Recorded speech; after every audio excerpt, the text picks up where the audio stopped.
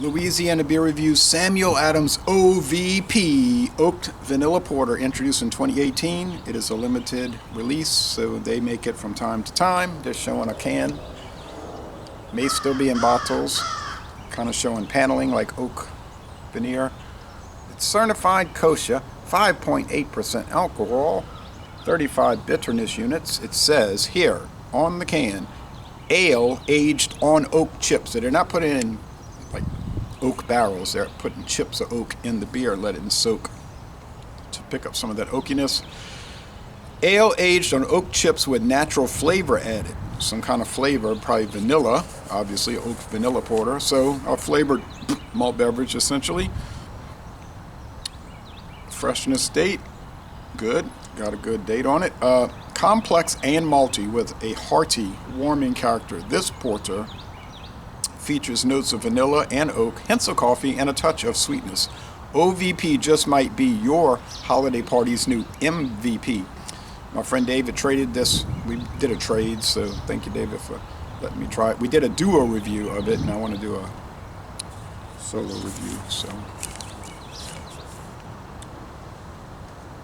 they used the 2-row pale malt blend that they typically use in all their beers. That's their base. Samuel Adams also uses Munchen, chocolate, and C60 malts. The hops are Hallertau hops. It gets an 84 on Beer Advocate and a 74 on Untappd, which sort of translates like an 84 on Beer Advocate. So they're basically saying the same thing, that it's good to very good. I thought it was excellent, when I tried it, but I only had half a can, 6 ounces, so. I could not get this in my town. I never saw it in my town. But David lives in a much bigger area. He has 300,000 people in his parish, and we only have about 40,000 in this parish. Okay, Louisiana has parishes, not counties. We're like Jamaica. Jamaica's divided into parishes. Louisiana's divided into parishes. Okay, thick, beige head, and a sort of ruby red with not even good sunlight here on this overcast day, but with the light behind those clouds coming through, making it look ruby. And then it's brown, I guess brown with the light shining at it. No, even with the light shining at it, you can see that ruby. All right. Porter.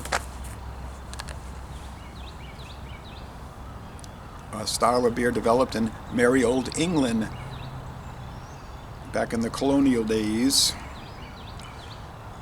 The porters were the dock workers who would transport the products to and from the ships, and they made these light, low alcohol brown beers, brown ales for them, usually about 3.5, 3.8. Now, American porters, they can be up 5.8, 6, and the imperial porters can be up to 10.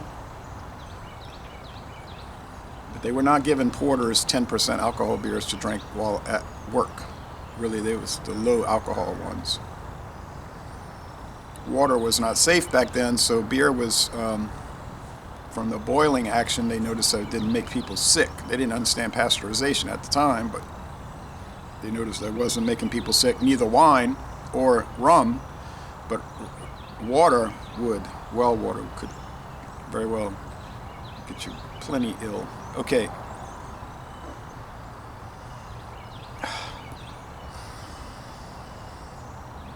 Yeah, it's roasted. It smells toasted, like toasted bread, toasted malt bread. Now, Hallertau is a type of noble hop that they typically use in Pilsners. I know Samuel Adams uses Hallertau as one of their hops in the Samuel Adams Boston Lager. So I find it a little odd that they would use it in this, but that's what they chose. Taste time.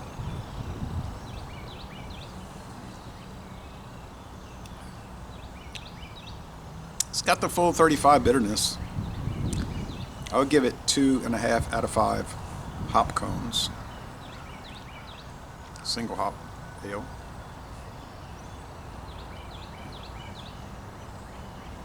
Sweetness, semi-sweet, 2.5 out of 5 sugar cubes. You get the vanilla flavoring. Obviously, they're using vanilla extract, natural flavor. Get a little bit of the oak, a little, doesn't taste like charred oak, just a little wood from the wood chips. Bready. So think about white bread crust, vanilla extract, vanilla flavoring, which is fine, and toasted white bread and oak. Medium body.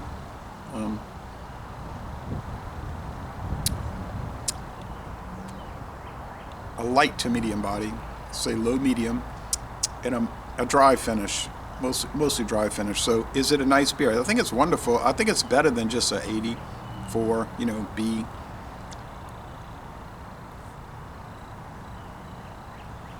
I think sometimes when people see Samuel Adams, they immediately start to lowball it because the perception over the years, and I'm not saying that's wrong, is that they tend to make bland beers. And I have noticed that over the years. Back in 2010, 11, 12, they were making really great, like Doppelbocks and Imperial White Ales, and some of the stuff was very strong, Imperial Pumpkin Ales. But they dialed it back, and I guess they figured that, or they studied it, and they found out that their strong sales were coming from more like ordinary beers, if you want to say bland. Well, may as well make what people want instead of producing expensive beers that only a handful of people buy and maybe don't make money off of it. Because they used to have those 500 milliliter bottles in the 4-packs that come in a fancy carton. Those are fantastic, but they didn't last too long. And they had the fancy pants Imperial Pumpkin Ale, which was fabulous, but that didn't last. But like I say, this is what, if I go to my local store, they'll have Samuel Adams Light, which is a reformulated light beer. They used to have Sam Adams Light. It's a new one. I haven't bought it. I'm not going to buy it unless I find a single. They have Samuel Adams Boston Lager, which is fine.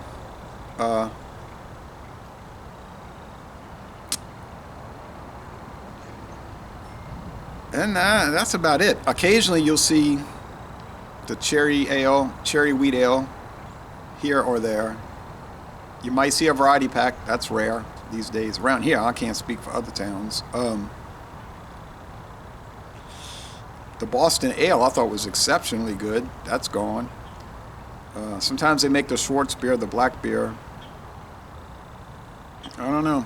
I think most of their money these days is coming from Angry Orchard cider, which they produce, and like seltzers and twisted tea, the tea infused malt beverage. That's where I think they're making more money off of that. But like I say, hey, that's the situation.